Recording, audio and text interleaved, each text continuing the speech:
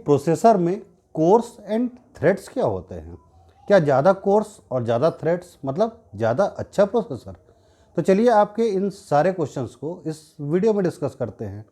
Hello friends, my name is स्वप्न श्रीवास्तव और आप देख रहे हैं मेरा यूट्यूब चैनल नई रफ्तार।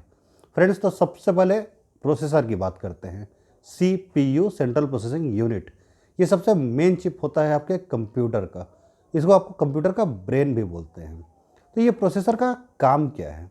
अगर हम एज अ डेफिनेशन इससे देखें तो इसका काम है कि आपके इनपुट को, मतलब आप जो कमांड उनको दे रहे हैं उसको रिसीव करना, उसको एग्जीक्यूट करना और फिर आउटपुट यानी उसका रिजल्ट दे देना।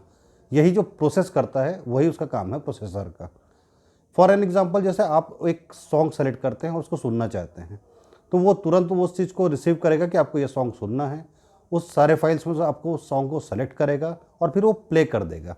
मतलब ये उसका प्रोसेस कंप्लीट हो गया। इस प्रोसेस को करने के लिए, किसी भी चीज़ को प्रोसेसिंग करने के लिए, उसमें मेन 3 यूनिट डले हुए हैं। एक ALU, एक MU, एक CU। अब ये क्या क्या है वो आपको बताता हूँ। ALU मतलब होता है आपका अरिथमेटिक एंड लॉजिक यूनिट। मतलब जैसे जो मैथ्स के क्वेश्चन हो गए, 2 इंटू 2, 4+4, 18+18, डिवाइड, मल्टीप्लिकेशन, इस टाइप की जो भी चीज़ें हैं वो आपका अरिथमेटिक एंड लॉजिकल यूनिट जो होता है वो काम करता है। आज से 16 दिन के बाद कौन सा डे आएगा, अगले महीने क्या डे है, इस दिन को कौन सा तारीख है, ये सारे जो इस टाइप के क्वेश्चन मैथ्स से रिलेटेड होते हैं वो कौन सेलेक्ट करता है, कौन आपको परफॉर्म करता है? Arithmetic and logic unit. एक और जो इसका सेकंड पार्ट होता है वो होता है MU, मतलब मेमोरी यूनिट, याददाश्त। आपने कल क्या सब्जी खाई, याद है। परसों क्या खाई, याद है। एक हफ्ते पहले क्या खाई, याद है। एक महीने पहले नहीं याद, एक साल पहले नहीं याद। बट कंप्यूटर को वो सब चीज़ याद रहता है।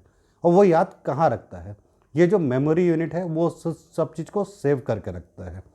और लास्ट में एक आता है आपका CU, मीन्स कंट्रोल यूनिट। मतलब सारे चीज़ों को कंट्रोल करना, मतलब आप बोल सकते हैं वो बॉस है कि कहीं कोई चीज़ गड़बड़ तो नहीं हो रही, जैसे एग्जीक्यूट होना है वैसे ही एग्जीक्यूट हो रहा है कि नहीं हो रहा है, प्रॉपर से आपका चीज़ें सामने आ रही कि नहीं आ रही, वो ये सब चीज़ को देखता है। तो इसको बोलते हैं हम कंट्रोल यूनिट।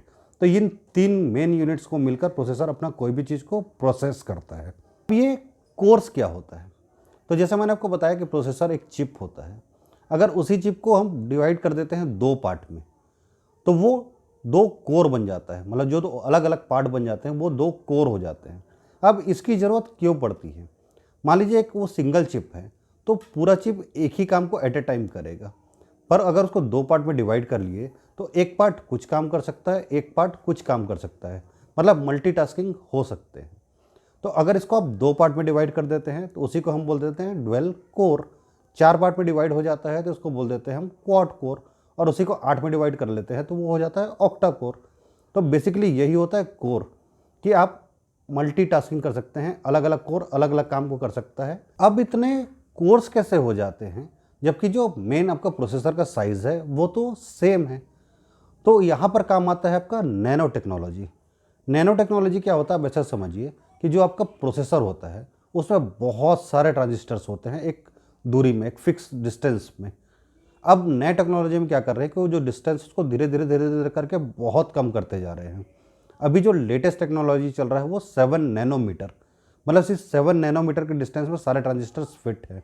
तो वो इतने कॉम्पैक्ट साइज में आपका फिट हो जाते हैं एक प्रोसेसर कि वो जगह आराम से बच जाता है कि आप वहाँ पे 2 कोर या 4 कोर या 8 कोर भी रख सकते हैं। और इन फ्यूचर तो और भी ज़्यादा कोर्स आएंगे जिसको हम मल्टी कोर्स बोलेंगे। मतलब मल्टीटास्किंग आप बहुत आराम से कर सकते हैं। नए जो प्रोसेसर है वो उतना ज़्यादा पावरफुल होते जा रहा है। ज़रूरत भी है, टेक्नोलॉजी भी उतनी ज़्यादा बढ़ते जा रही है, रिक्वायरमेंट भी उतने ही ज़्यादा बढ़ते जा रहे हैं। तो ये हो गई कोर्स की बात। अब एक चीज़ आप और सुनते हैं, थ्रेड। तो कोर में मैं आपको एक चीज़ बता दूं कि जो कोर्स होते हैं वो फिजिकल कोर्स होते हैं। फिजिकल मीन्स आप जब एक प्रोसेसर को देखेंगे तो ऐसे भले आपको नेकेड आई से ना दिखे, लेकिन माइक्रोस्कोप से आप देखेंगे तो आपको 2 कोर या 4 कोर या 8 कोर दिखेगा। पर जो मैं थ्रेड की बात कर रहा हूँ ये कोई फिजिकल कोर नहीं होता। मतलब वो कहीं पे प्रेजेंट नहीं होता, वो वर्चुअल होता है, आप उसको देख नहीं सकते। अब ये थ्रेड क्या काम करता है? पहले एक सिंगल प्रोसेसर होता था किसी भी काम को करने के लिए, फिर उसको कोर्स में डिवाइड कर दिया गया ताकि मल्टीटास्किंग हो सके। अब ये सोच रहे हैं कि जो एक सिंगल कोर, मतलब आपके कंप्लीट 8 कोर है मान लीजिए, उसका एक सिंगल कोर जो है वो भी इतना ज़्यादा एफिशिएंट है काम करने में कि आप जो काम दे रहे हैं उसके बाद भी बहुत सारा चीज़ वो कर सकता है, पर वो करता नहीं है। तो अब क्या किए, उनको हाइपर थ्रेडिंग कर दिया गया। हाइपर थ्रेडिंग मतलब जब ज़रूरत है वो अपने आप को डिवाइड कर लेगा 2 टुकड़े में, और वो क्या करता है, काम अपने आप बाँट लेता है। जो थ्रेड्स होते हैं वो अपने आप बाँट लेते हैं। मान लीजिए आप ऑफिस में 2 लोग हैं, तो अपने आधा काम आप बाँट लिए, आधा काम अपने फ्रेंड को दे दिए और दोनों मिलके काम कर लिए। यही काम करता है आपका थ्रेड्स। मान लीजिए घर में आप 2 भाई हैं, आपने काम बाँट लिया है कि आप सब्जी लाइए, बैंक का काम मैं कर लेता हूँ, और अगर कोई ज़्यादा काम है तो अपन दोनों मिलकर साथ में चलते हैं। तो ये थ्रेड का वही काम है, या तो वो आधा आधा काम अलग कर लेगा, कोई ज़्यादा बड़ा काम आएगा तो मिल के करेगा। मतलब ऐसा कोई फिक्स उसका क्राइटेरिया नहीं है, बट उस काम को डिवाइड करने के लिए ही थ्रेड बनाया गया। तो यही बेसिकली होता है थ्रेड। जो आपने सुना होगा कि 2 कोर 4 थ्रेड, 4 कोर 8 थ्रेड, वो यही होता है कोर्स और थ्रेड। तो प्रोसेसर, कोर्स और थ्रेड मेरे हिसाब से आपको समझ में आ गया होगा। और जितने ज़्यादा कोर्स और जितने ज़्यादा थ्रेड्स, उतने अच्छी मल्टीटास्किंग हो सकती है। तो अगर आपको कोई मल्टीटास्किंग का काम है तो आप इस चीज़ को प्रीफर करिए कि ज़्यादा कोर्स और ज़्यादा थ्रेड आपको देखने को मिले। अब जब प्रोसेसर की ही बात कर रहे हैं तो एक फाइनल चीज़ और, कि उसमें जनरेशन क्या होता है। तो देखिए, अगर मैं इंटेल का एग्जांपल लेता हूँ तो उसमें आपको i3, i5, i7, i9 processor देखने को मिलता है। इन फ्यूचर वो i11, i13 भी लेके आएंगे। तो आपको क्या लगता है कि जो i3 से i5 में वो स्विच किए, वो क्या अगले साल या 1 साल या 2 साल में हो गया? जी नहीं, जो उनके साइंटिस्ट होते हैं उनको काफ़ी टाइम लगता है इस चीज़ को डेवलप करने में। 5, 6, 7 साल लग जाता है एक जनरेशन को डेवलप करने में। फिर उतना ही टाइम लगता है आपका i7 से i9 में। i9 से मान लीजिए आप i11 जाएंगे तो भी आपको 4-5 साल 7 साल लग जाएगा। पर जो छोटे मोटे चीज़ें हैं वो हर साल वो अपडेट करते हैं। जो अभी है उसका जो भी कमी है या और जो फास्ट कर सकते हैं, वो हर साल उसको अपडेट करते हैं। तो इस अपडेट को वो नाम ले लेते हैं जनरेशन। मान लीजिए कि अभी चल रहा है i3 का 2nd जनरेशन, तो नेक्स्ट ईयर आ जाएगा i3 का 3rd जनरेशन, देन i3 का 4th जनरेशन। मतलब हर चीज़ अपग्रेड हो रहा है एक एक करके। मान लीजिए 5, 6, 7 जनरेशन आपका आ गया। जनरली 10 जनरेशन तक आ जाता है, पर मान लीजिए 7 जनरेशन आ गया और अब लग रहा है कंपनी को नहीं, अब हमको कुछ मेजर चीज़ अपडेट करनी है। तो फिर वो क्या करता है, i3 7 जनरेशन में उसको रोक देता है और फिर वो ले आता है i5 जनरेशन। मतलब एक पूरी तरीके से नया जनरेशन आ जाता है। तो यही होता है बेसिकली आपका जनरेशन, कि छोटे छोटे जो अपडेट होते हैं वो आपका एक एक जनरेशन हो जाता है, नहीं तो सीधा फिर i3 से i5, i7, i9 या i11। और ये सिर्फ इंटेल के साथ नहीं है, आपका AMD के साथ भी वही है। बेसिकली प्रोसेसर के साथ यही होता है कि आप इतना जल्दी से कोई भी चीज़ को ऐसा चेंज नहीं कर सकते। कंप्लीट चेंज करने के लिए उनको टाइम चाहिए कम से कम 4, 5, 6, 7 साल का। तो ये होता है जनरेशन। अब कौन सा जनरेशन ज़्यादा फास्ट है, तो बट ऑब्वियस है जो भी लेटेस्ट जनरेशन है।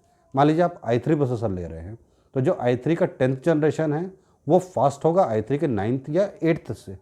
उसका प्राइस भी थोड़ा ज़्यादा हाई रहता है। तो आपको अगर फास्ट आपको प्रोसेसर चाहिए तो आपको लेटेस्ट जनरेशन के साथ जाना चाहिए। तो ये हो गई प्रोसेसर की कंप्लीट बात, कि CPU क्या होता है, वो वर्क कैसे करता है, कोर्स क्या होता है, थ्रेड्स क्या होता है, ये प्रोसेसर का जनरेशन क्या होता है। मैं होप करता हूँ कि आपको ये वीडियो अच्छा लगा हो और आपको कुछ ना कुछ नॉलेज ज़रूर मिला हो। अगर इस वीडियो से आपको कुछ भी नॉलेज मिला तो इस वीडियो को एक लाइक ज़रूर कर दीजिएगा, फ्रेंड के साथ शेयर कर दीजिएगा, चैनल को सब्सक्राइब कर दीजिएगा। मिलते हैं फिर नेक्स्ट वीडियो में, तब तक खुश रहिए, मस्त रहिए, बिंदास रहिए।